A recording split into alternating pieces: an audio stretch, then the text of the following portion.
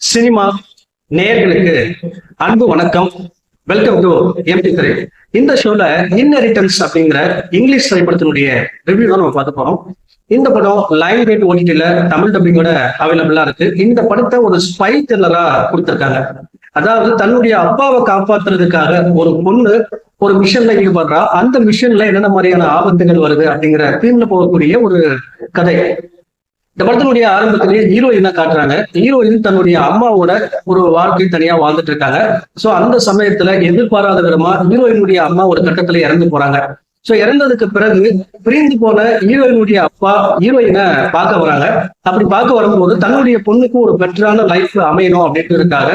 So அவளுடைய அப்பா வந்து பாத்தீங்கன்னா ஒரு ஒரு ஜாப் ஆப்பர்ச்சுனிட்டியை கொடுக்குறாரு. சோ அந்த ஆப்பர்ச்சுனிட்டியை ஏத்துக்கிட்டு தன்னுடைய அப்பாவுடைய போறா. அப்படி போகும்போது ஒரு கேங்கு ஹீரோயினுடைய அப்பாவை கடத்தி வச்சுக்கிட்டு ஒரு பொருளை கொண்டு வர சொல்லி ஒரு மிஷனை கொடுக்குறாங்க. அது என்ன மிஷன், அது என்ன பொருள், அந்த மிஷன்ல என்னென்ன மாதிரியான சேலஞ்சஸ் ஹீரோயினுக்கு வருது, அதை செஞ்சு முடிச்சாங்களா இல்லையா, அந்த டுவர்ட்ஸ் எண்ட் என்ன ஆச்சு அப்படின்னு நிறைய விஷயங்களை சொல்லக்கூடிய திரைப்படம் தான் இந்த இன்ஹெரிட்டன்ஸ்.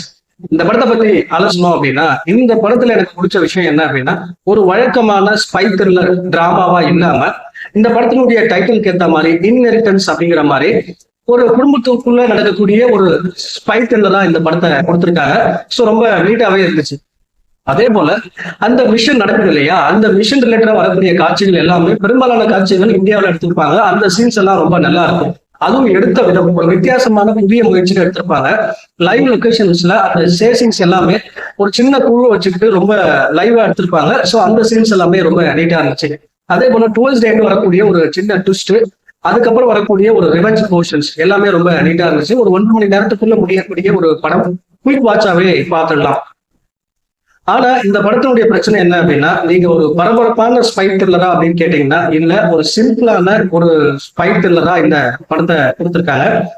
ஒன்ஸ் ட்ரை பண்ணி பார்க்கறது தான் பார்க்கலாம். அடல் கண்டென்ட் எல்லாம் பெருசா எதுவும் இல்லை. இந்த படத்துக்கு எம்பி திரை கொடுக்குற ரேட்டிங் 5 to 2.5. அடுத்த விமர்சனத்துல சந்திக்கிறேன். நன்றி, வணக்கம்.